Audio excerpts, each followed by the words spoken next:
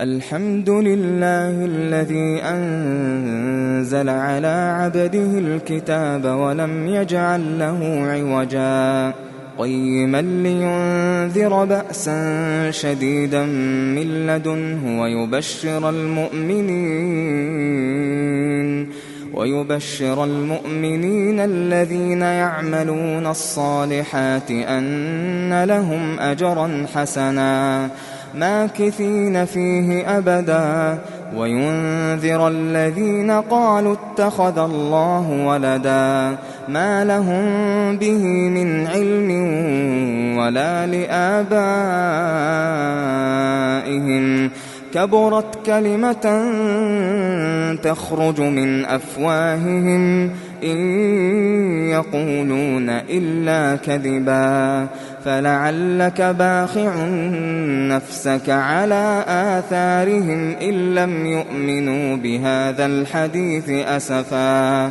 إنا جعلنا ما على الأرض زينة لها لنبلوهم أيهم أحسن عملا وإنا لجاعلون ما عليها صعيدا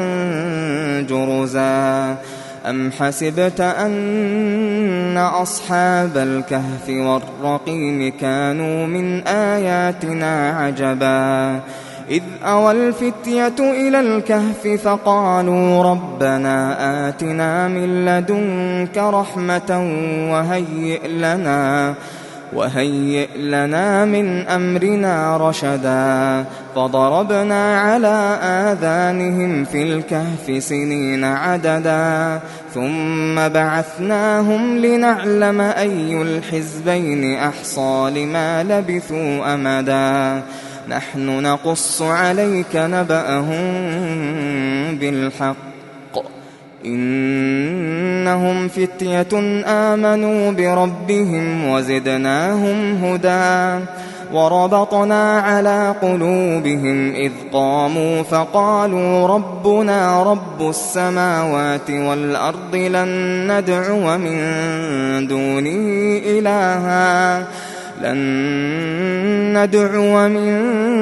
دونه إلها لقد قلنا إذا شططا هؤلاء قومنا اتخذوا من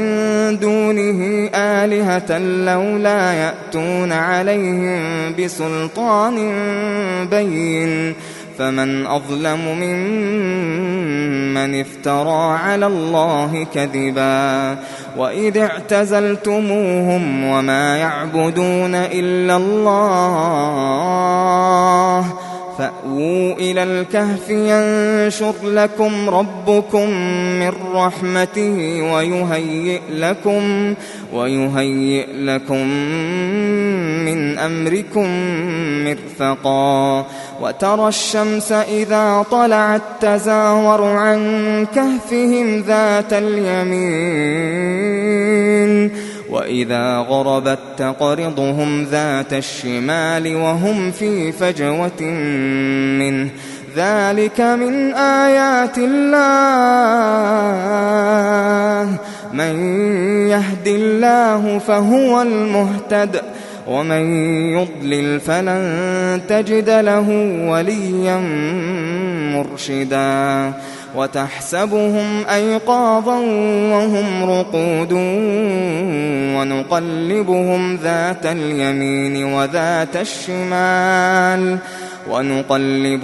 ذات اليمين وذات الشمال وكلبهم باسط ذراعيه بالوصيد لو اطلعت عليهم لوليت منهم فرارا ولملئت منهم رعبا وكذلك بعثناهم ليتساءلوا بينهم قال قائل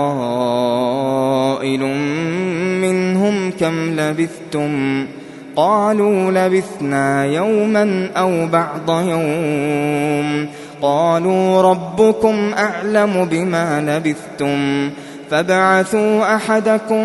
بورقكم هذه إلى المدينة فلينظر فلينظر أيها أزكى طعاما فليأتكم برزق منه وليتلطف ولا يشعرن بكم أحدا إنهم إن يظهروا عليكم يرجموكم أو يعيدوكم في ملتهم ولن تفلحوا إذن أبدا وكذلك أعثرنا عليهم ليعلموا أن وعد الله حق وأن الساعة لا ريب فيها إذ يتنازعون بينهم أمرهم فقالوا ابنوا عليهم بنيانا ربهم أعلم بهم قال الذين غلبوا على أمرهم لنتخذن عليهم مسجدا سيقولون 3 رابعهم كلبهم ويقولون 5 سادسهم كلبهم رجما بالغيب ويقولون 7 وثامنهم كلبهم قل ربي أعلم بعدتهم ما يعلمهم إلا قليل فلا تمار فيهم إلا مراء ظاهرا ولا تستفت فيهم منهم أحدا ولا تقولن لشيء إني فاعل ذلك غدا إلا أن يشاء الله واذكر ربك إذا نسيت وقل عسى أن يهديني ربي لأقرب من هذا رشدا ولبثوا في كهفهم 300 سنين وازدادوا 9 قل الله أعلم بما لبثوا له غيب السماوات والأرض أبصر به وأسمع ما لهم من دونه من ولي ولا يشرك في حكمه أحدا واتل ما أوحي إليك من كتاب ربك لا مبدل لكلماته ولن تجد من دونه ملتحدا واصبر نفسك مع الذين يدعون ربهم بالغداة والعشي يريدون وجهه ولا تعد عيناك عنهم تريد زينة الحياة الدنيا ولا تطع من أغفلنا قلبه عن ذكرنا واتبع هواه وكان أمره فرطا وقل الحق من ربكم فمن شاء فليؤمن ومن شاء فليكفر إنا أعتدنا للظالمين نارا أحاط بهم سرادقها وإن يستغيثوا يغاثوا بماء كالمهل يشوي الوجوه بئس الشراب وساءت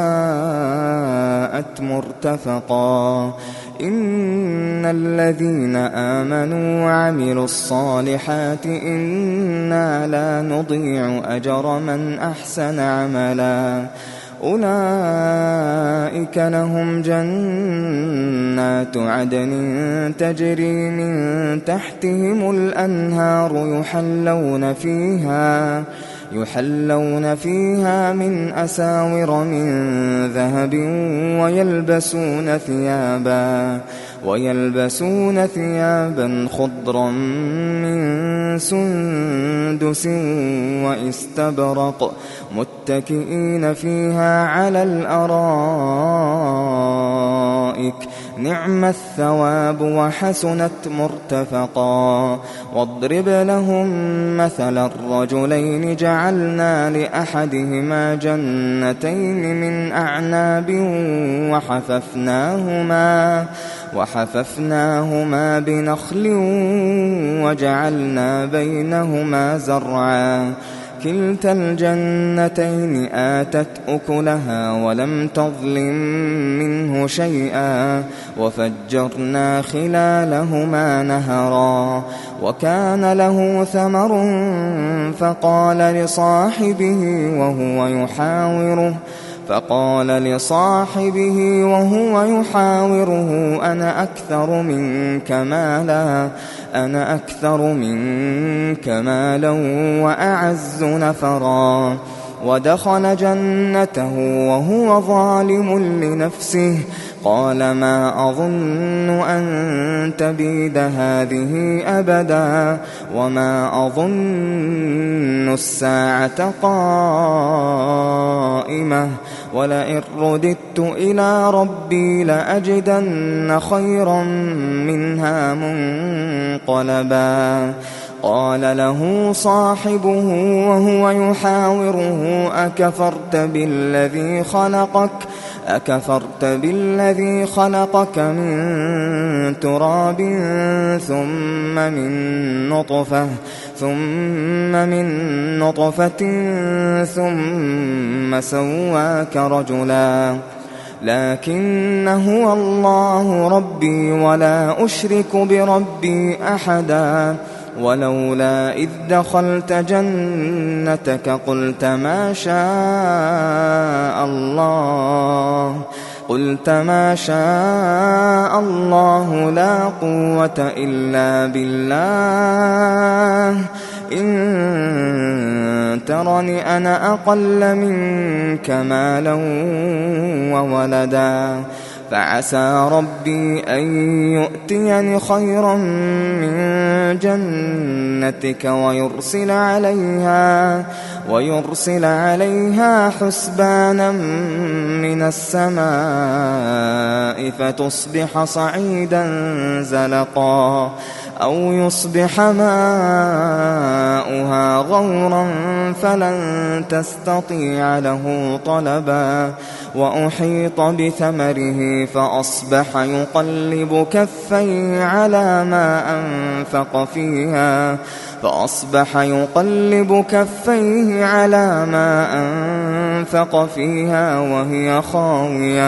وهي خاوية على عروشها ويقول يا ليتني لم أشرك بربي أحدا ولم تكن له فئة ينصرونه من دون الله وما كان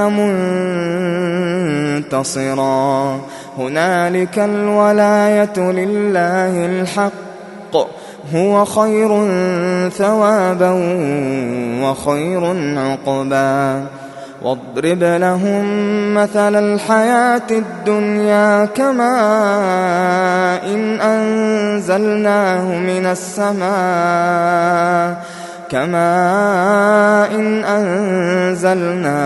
السماء فاختلط به نبات الأرض فأصبح هشيما تذروه الرياح وكان الله على كل شيء مقتدرا المال والبنون زينة الحياة الدنيا والباقيات الصالحات خير عند ربك ثوابا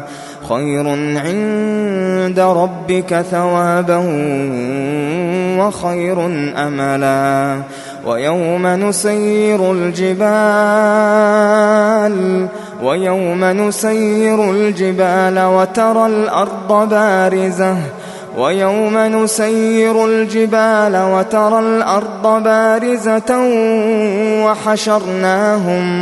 وحشرناهم فلم نغادر منهم أحدا وعرضوا على ربك صفا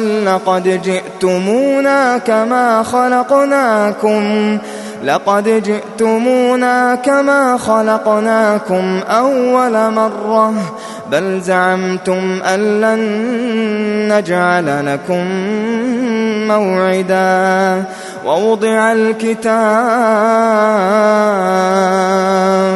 ووضع الكتاب فترى المجرمين مشفقين مما فيه ويقولون يا ويلتنا ما لهذا الكتاب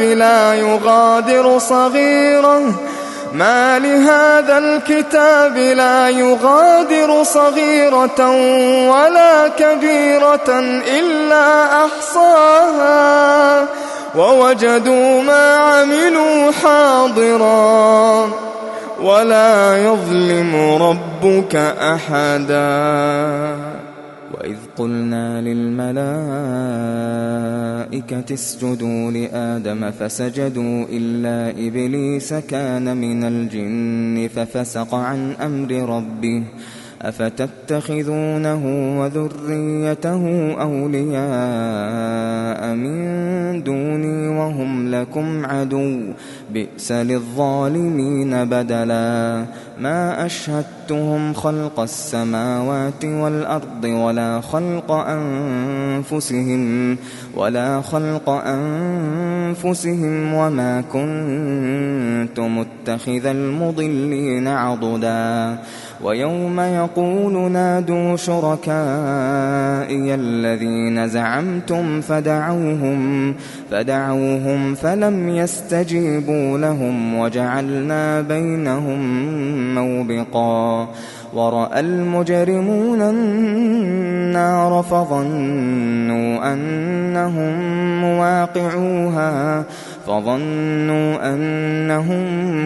مواقعوها ولم يجدوا عنها مصرفا. ولقد صرفنا في هذا القرآن للناس من كل مثل وكان الإنسان أكثر شيء جدلا. وما منع الناس أن يؤمنوا إذ جاءهم الهدى ويستغفروا ربهم إلا أن تأتيهم سنة الأولين أو يأتيهم العذاب قبلا. وما نرسل المرسلين إلا مبشرين ومنذرين ويجادل الذين كفروا بالباطل ليدحضوا به الحق واتخذوا آياتي وما أنذروا هزوا. ومن أظلم ممن ذكر بآيات ربه فأعرض عنها ونسي ما قدمت يداه. إنا جعلنا على قلوبهم أكنة أن يفقهوه وفي آذانهم وقرا وإن تدعهم إلى الهدى فلن يهتدوا إذن أبدا. وربك الغفور ذو الرحمة لو يؤاخذهم بما كسبوا لعجل لهم العذاب بل لهم موعد لن يجدوا من دونه موئلا. وتلك القرى أهلكناهم لما ظلموا وجعلنا لمهلكهم موعدا. وإذ قال موسى لفتاه لا أبرح حتى أبلغ مجمع البحرين أو أمضي حقبا. فلما بلغا مجمع بينهما نسيا حوتهما فاتخذ سبيله في البحر سربا. فلما جاوزا قال لفتاه آتنا غداءنا لقد لقينا من سفرنا هذا نصبا. قال أرأيت إذ أوينا إلى الصخرة فإني نسيت الحوت فإني نسيت الحوت وما أنسانيه إلا الشيطان أن أذكره واتخذ سبيله في البحر عجبا قال ذلك ما كنا نبغ فارتدا على آثارهما قصصا فوجدا عبدا من عبادنا آتيناه رحمة من عندنا وعلمناه من لدنا علما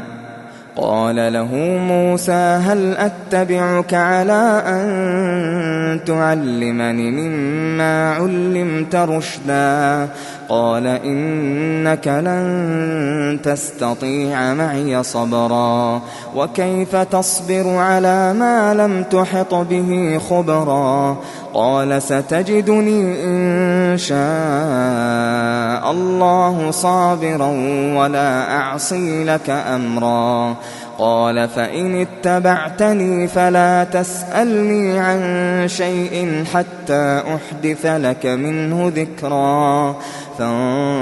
فانطلقا حتى إذا ركبا في السفينة خرقها قال أخرقتها لتغرق أهلها لقد جئت شيئا إمرا قال ألم أقل إنك لن تستطيع معي صبرا قال لا تؤاخذني بما نسيت ولا ترهقني من أمري عسرا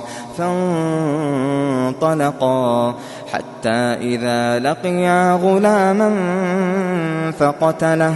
قال أقتلت نفسا زكية بغير نفس لقد جئت شيئا نكرا قال ألم أقل لك إنك لن تستطيع معي صبرا قال إن سألتك عن شيء بعدها فلا تصاحبني قد بلغت من لدني عذرا فانطلقا حتى إذا أتيا أهل قرية استطعما أهلها فأبوا أن يضيفوهما فوجدا فيها جدارا يريد أن ينقض فأقامه قال لو شئت لاتخذت عليه أجرا قال هذا فراق بيني وبينك سأنبئك بتأويل ما لم تستطع عليه صبرا أما السفينة فكانت لمساكين يعملون في البحر فأردت أن أعيبها وكان وراءهم ملك يأخذ كل سفينة غصبا وأما الغلام فكان أبواه مؤمنين فخشينا أن يرهقهما طغيانا وكفرا فأردنا أن يبدلهما ربهما خيرا منه زكاة وأقرب رحما وأما الجدار فكان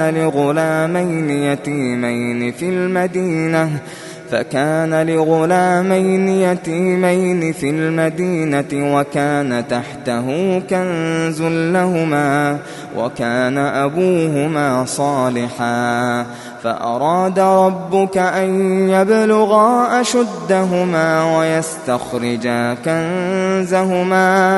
ويستخرجا كنزهما رحمة من ربك وما فعلته عن أمري ذلك تأويل ما لم تسطع عليه صبرا ويسألونك عن ذي القرنين قل سأتلو عليكم منه ذكرا إنا مكنا له في الأرض وآتيناه من كل شيء سببا فأتبع سببا حتى إذا بلغ مغرب الشمس وجدها تغرب في عين حمئة ووجد عندها قوما قلنا يا ذا القرنين إما أن تعذب وإما أن تتخذ فيهم حسنا قال أما من ظلم فسوف نعذبه ثم يرد إلى ربه فيعذبه عذابا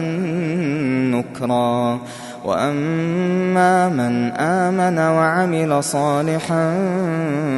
فله جزاء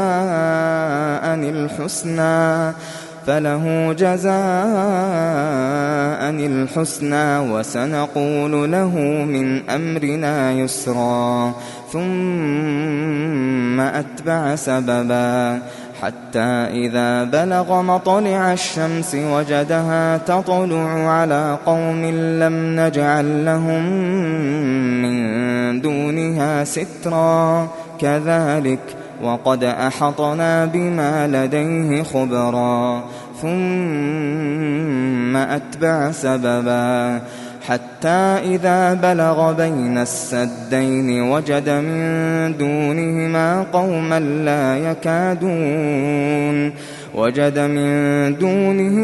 قوما لا يكادون يفقهون قولا قالوا يا ذا القرنين إن يأجوج ومأجوج مفسدون في الأرض فهل نجعل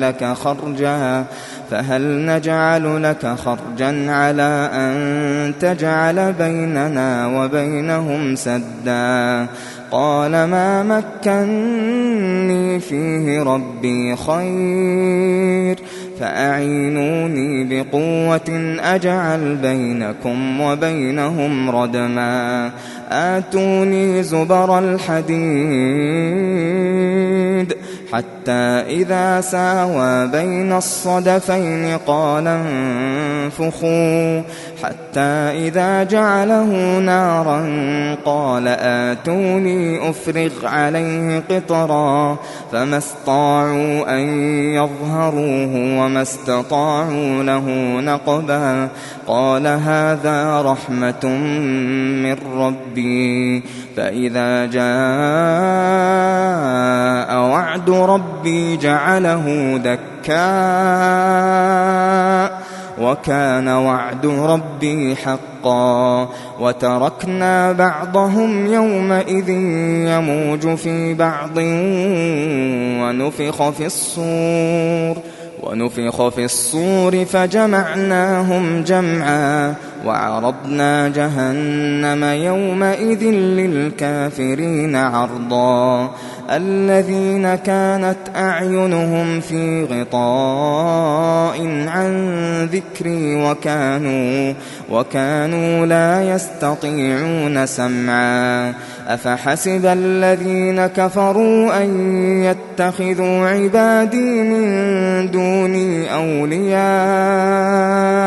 إنا أعتدنا جهنم للكافرين نزلا قل هل ننبئكم بالأخسرين أعمالا الذين ضل سعيهم في الحياة الدنيا وهم يحسبون أنهم يحسنون صنعا أولئك الذين كفروا بآيات ربهم ولقائه فحبطت أعمالهم فلا نقيم لهم يوم القيامة وزنا ذلك جزاؤهم جهنم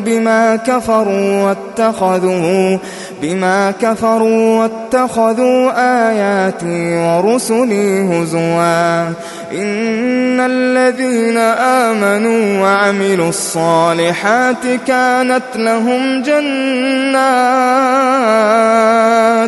كانت لهم جنات الفردوس نزلا خالدين فيها لا يبغون عنها حولا قل لو كان البحر مدادا لكلمات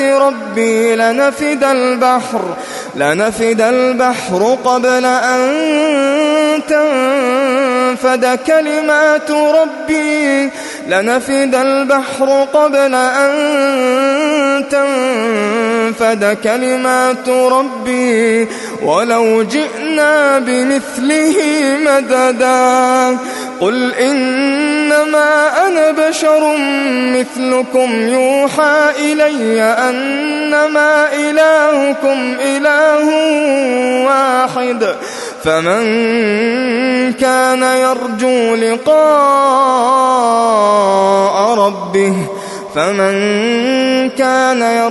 لقاء ربه فليعمل عملا صالحا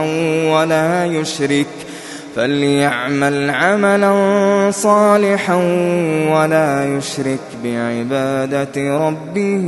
أحدا.